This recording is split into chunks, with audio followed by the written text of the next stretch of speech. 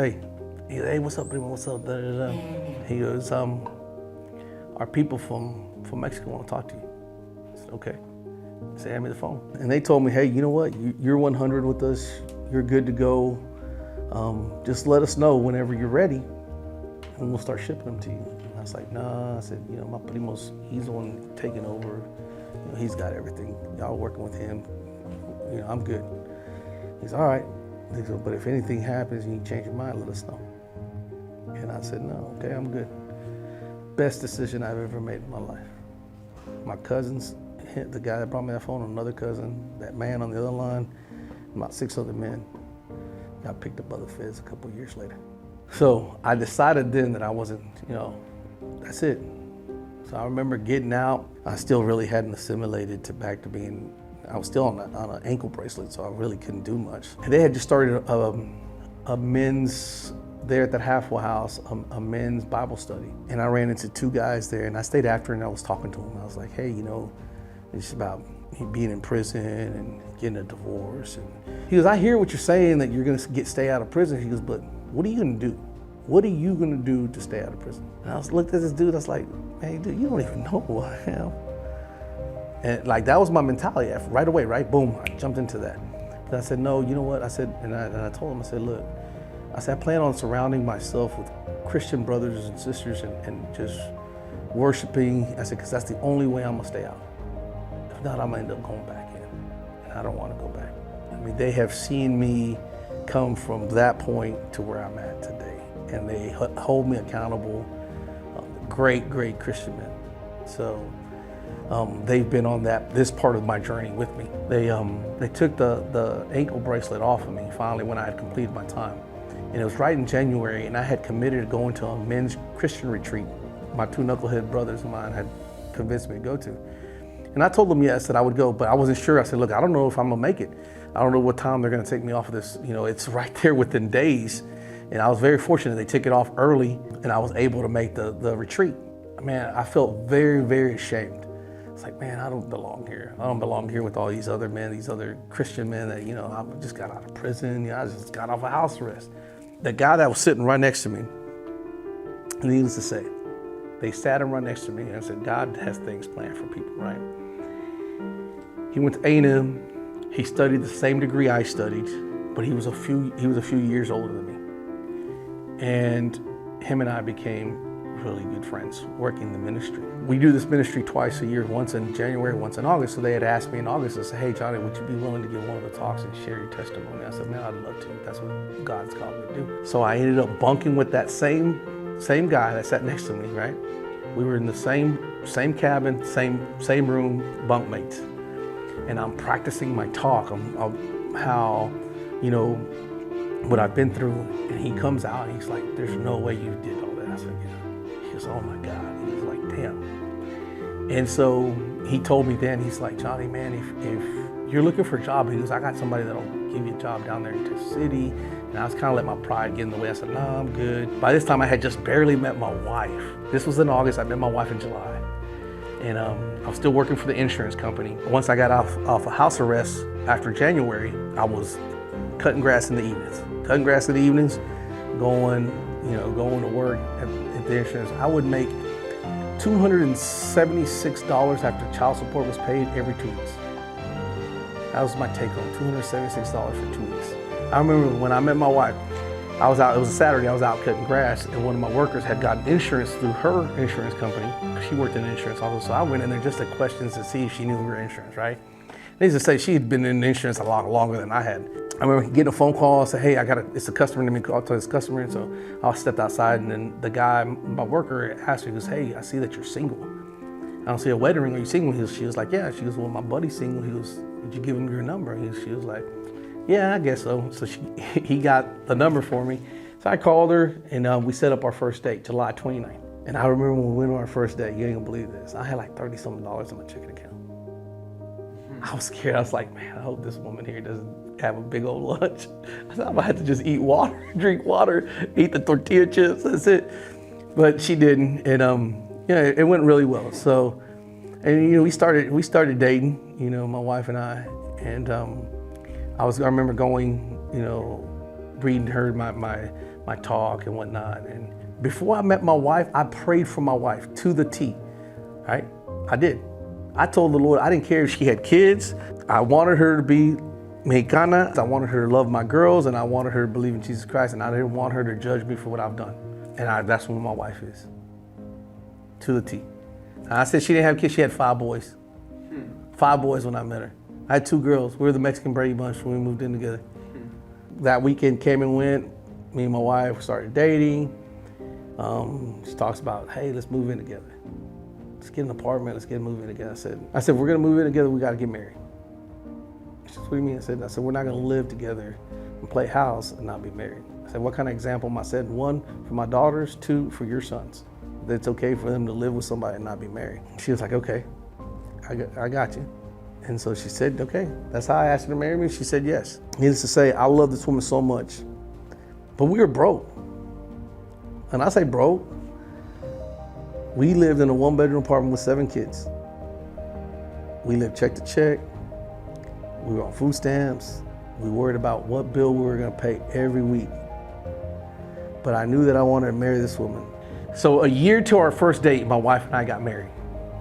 It was a Sunday, and we did it at a venue that if we did it on Sunday, it was free because it was first come first. Remember I told you I was broke, and I was gonna make this happen, right? So my pastor in my church married us at no cost. We used that venue at no cost. They allowed us to use the little, like a little dining room there at the church at no cost. So all in all, me and my wife got married for under $2,000. That's including the ring and food. We ran out of some of my knucklehead brothers. They made some briskets. We ran out of brisket. We had to go buy Church's Chicken across the street. Yes. So, yeah, it was one of the, like I said, we pieced it together, my wife and I. I mean, but like I said, I was gonna make it happen, and she knew. I mean, that's how we did it. And I remember at my wedding, that gentleman that sat next to me, he comes up to me, and I'm serving food, right? And he's like, Johnny, he goes, man, I don't know if you're interested or if you're even looking. He goes, but I got a job opening I'd love to hire you for. He goes, man, and I told him, I said, man, I'm always looking and I'm very interested. I said, but, I said, there's a problem. I said, every time I get to HR, I said, I can't lie. I said, the question, it says, have you ever been convicted of a felony? I have to say yes. I said, so it throws me out right away. And these were his exact words. He was, Johnny, if you want the job is yours. I am HR. And I was like, great. He was, look, I'm gonna be out for a couple weeks. You have a resume? I said, yes, sir. He goes, I want you to, I'm gonna text you my email address. I want you to send me your resume. I need you to come in for an interview. He goes, I just don't want you to lie. He goes, don't meet with my managers, don't lie. If they ask you, don't lie to them, tell them the truth. I said, yes, sir, no problem. So that was July 29th, a couple weeks went by. It was probably about mid-August, he finally sent me a text with his address. I was like, okay. I was kind of getting nervous. I was like, okay, maybe he's not, maybe he forgot. And I wasn't gonna, I was too humble to say, or to really kind of, I guess you would say maybe prideful to send him a text of, hey, did you forget about me? I was like, if God put it on his heart to offer me a job, he'll come through. And he did. And I started with him September 1st. I remember starting with him, he told me, look, Johnny, I'm not guaranteeing you an outside sales position. This is a driver position. I just want you to come in. You're gonna work in the warehouse. I said, look, all I ask you is open the door. Open the door and I'll do the rest. He was like, okay. I started with that company and I started working my way up right away. I remember I had told him, I said, hey, real humble. I asked him, I said, so I'm making like 50,000 over here at this other job. Do you think I can make 55? He was like, yeah, Johnny, no problem. I started working there, started in the warehouse, and I started in their custom builds, helping them build. And I remember the sales manager came up to me and he goes, because I interviewed with him, he was also a Christian. He was like, hey, see all these, at the time the delivery driver had quit and nobody had made any deliveries all week. He was like, see all these deliveries on these shelves? He was like, yeah, you need to figure it out and get them done, get them taken care of. I said, all right, bet. Took care of everything, came back, and I was the delivery driver for a few months. Then I ended up being the warehouse supervisor. And for the warehouse supervisor, I ended up bringing inside sales for about a month or two, then I got thrown into outside sales. And within a year, and typically it takes to go into outside sales, it takes 2 years. So I was fast tracked. Within a year, I was in outside sales. But the benefit of being in outside sales, of course, you work on commissions. I didn't have that benefit. I still lived on a standard salary for like 2 years after that.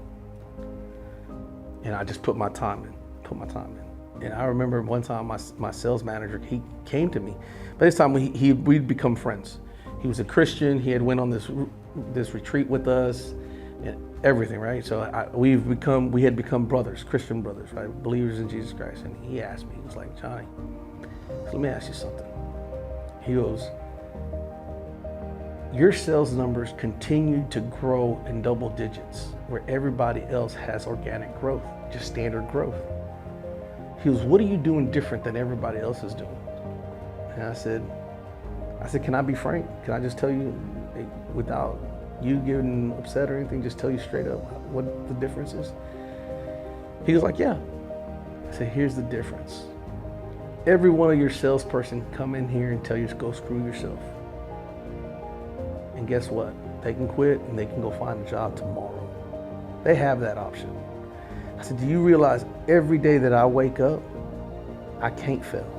I said, because you know why? If I fail, you know what happens? The rent doesn't get paid. There's no food on the table. There's no electricity at the house. And I'm not about to put my kids out on the street. I said, so that's how real this is for me. Every day that I get up fighting. I get up swinging. You put a dog in the corner, what's he do? He's gonna bite and he's gonna fight. And that's what I do. Every day. I said, so you'll never have to worry about me not coming to work or working. I said, the only reason I'm better than these guys is because they ain't gonna outwork me. What I tell you about my dad, the one thing he put in me, right?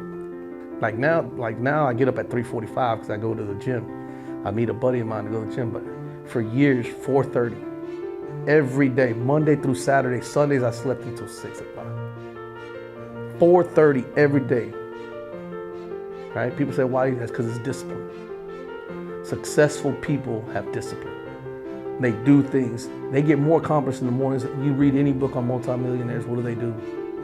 They get up early. So I told my sales manager, I said, there's nobody here on your team that will outwork me. Nobody. I said, because I got too much to lose. They don't.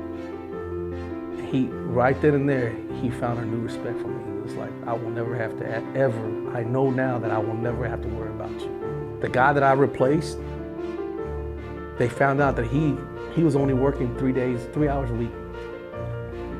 3 hours, maybe 3 hours. He would go and have lunch with somebody, then come back home. That was it. I was just been working outside sales, me and my wife. We finally, we had our chance, we had a break. She was working, I was still working, cutting grass on the weekends, I finally had started my crew, my landscaping crew full time, and things just started working. It just started clicking for us, it just started growing.